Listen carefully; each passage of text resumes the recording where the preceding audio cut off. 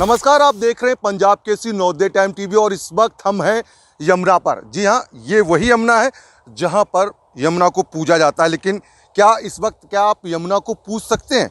ये सवाल जरूर आपके जहन में इस तस्वीरों को देखने के बाद जरूर आएगा। दूर दूर तक आपको दिखाते हैं किस तरीके से ये सफ़ेद झाग जो है ये दर्शाता है कि किस तरीके से यमुना जो है पूरी तरीके से प्रदूषित हो चुकी है। जी हाँ, एक तरफ आपको दिखाते हैं जिस तरीके से ये झाग देखेंगे आप किस तरीके से जो है उठ रहा है। इससे साफ जाहिर हो सकता है कि यमुना किस तरीके से प्रदूषित हो चुकी है। जहाँ छठ महापर्व की जिस तरीके से जो शुरुआत है वो हो चुकी है। आज नहाय खाय से छठ महापर्व की शुरुआत हो चुकी है और अब यमुना पर एक बार फिर से राजनीति शुरू हो चुकी है। दूर दूर तक आप देखेंगे कि जो सफ़ेद झाग है वो आपको यहाँ पर देखने को मिलेगा। हालांकि इस बार जो है दिल्ली सरकार ने यमुना घाटों पर छठ पर जो है प्रतिबंध लगाया है कि छठ घाट पर जो यहाँ पर यमुना पर जो लोग छठ करने के लिए पहुँचते थे वो यहाँ पर नहीं पहुँचेंगे, उनके लिए रोक लगाया गया।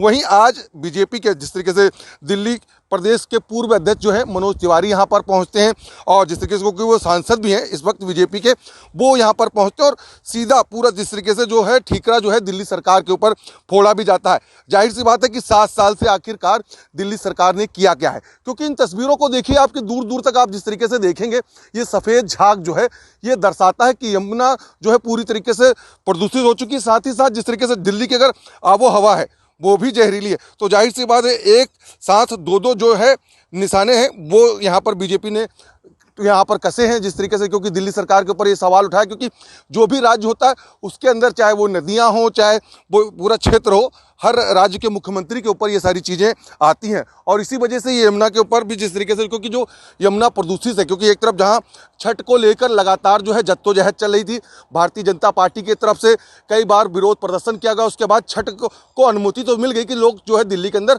छठ पर्व जो है वो मना पाएंगे। लेकिन सवाल इसलिए था कि जिस तरीके से मनोज तिवारी ने आज जो सवाल खड़ा किया वो सवाल ये था कि आखिरकार यमुना पर रोका क्यों गया है। तो यमुना पर रोका इसलिए गया है क्योंकि ये वजह है। दूर दूर तक आपको दिखाते हैं किस तरीके से ये सफ़ेद झाग जो है ये दर्शाता है कि किस तरीके से यमुना जो है पूरी तरीके से प्रदूषित हो चुकी है। जी हाँ, एक तरफ आपको दिखाते हैं जिस तरीके से ये झाग देखेंगे आप किस तरीके से जो है उठ रहा है। इससे साफ जाहिर हो सकता है कि यमुना किस तरीके से प्रदूषित हो चुकी है। जहाँ छठ महापर्व की जिस तरीके से जो शुरुआत है वो हो चुकी है। आज नहाय खाय से छठ महापर्व की शुरुआत हो चुकी है और अब यमुना पर एक बार फिर से राजनीति शुरू हो चुकी है।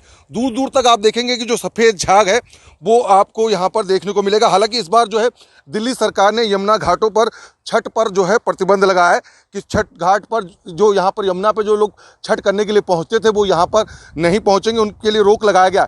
वहीं आज बीजेपी के जिस तरीके से दिल्ली प्रदेश के पूर्व अध्यक्ष जो है मनोज तिवारी यहाँ पर पहुँचते हैं और जिस तरीके से क्योंकि वो सांसद भी हैं इस वक्त बीजेपी के, वो यहाँ पर पहुँचते हैं और सीधा पूरा जिस तरीके से जो है ठीकरा जो है दिल्ली सरकार के ऊपर फोड़ा भी जाता है। जाहिर सी बात है कि 7 साल से आखिरकार दिल्ली सरकार ने किया क्या है, क्योंकि इन तस्वीरों को देखिए आपके दूर दूर तक आप जिस तरीके से देखेंगे ये सफ़ेद झाग जो है ये दर्शाता है कि यमुना जो है पूरी तरीके से प्रदूषित हो चुकी है। साथ ही साथ जिस तरीके से दिल्ली की अगर आबो हवा है वो भी जहरीली है, तो जाहिर सी बात है एक साथ दो जो है निशाने हैं वो यहाँ पर बीजेपी ने यहाँ पर कसे हैं जिस तरीके से, क्योंकि दिल्ली सरकार के ऊपर ये सवाल उठाया क्योंकि जो भी राज्य होता है उसके अंदर चाहे वो नदियाँ हों चाहे वो पूरा क्षेत्र हो, हर राज्य के मुख्यमंत्री के ऊपर ये सारी चीज़ें आती हैं और इसी वजह से ये यमुना के ऊपर भी जिस तरीके से, क्योंकि जो यमुना प्रदूषित है, क्योंकि एक तरफ जहाँ छठ को लेकर लगातार जो है जद्दोजहद चल रही थी, भारतीय जनता पार्टी की तरफ से कई बार विरोध प्रदर्शन किया गया, उसके बाद छठ को अनुमति तो मिल गई कि लोग जो है दिल्ली के अंदर छठ पर्व जो है वो मना पाएंगे। लेकिन सवाल इसलिए था कि जिस तरीके से मनोज तिवारी ने आज जो सवाल खड़ा किया वो सवाल ये था कि आखिरकार यमुना पर रोका क्यों गया है। तो यमुना पर रोका इसलिए गया है क्योंकि ये वजह है। ये तस्वीर जो है दूर दूर तक दिखाती है क्योंकि इस वक्त में कालिंदी कुंज पे और ये पूरा यमुना घाट जिस तरीके से पूरी यमुना देखा जाए तो दिल्ली की पूरी तरीके से जो यमुना गुजरती है, चाहे वो ITO हो या पुस्ता हो चाहे कालिंदी कुंज हो, पूरी तरीके से इसी तरीके की तस्वीर है। दूर दूर तक आपको सिर्फ सफ़ेद झाग दिखेगी। हमसे जुड़े रहने के लिए हमारे YouTube चैनल को सब्सक्राइब करें और नई वीडियो की नोटिफिकेशन के लिए बेल आइकॉन को दबाएं। अगर आप ये वीडियो Facebook पर देख रहे हैं तो लाइक जरूर करें और ज्यादा से ज्यादा शेयर करें। धन्यवाद।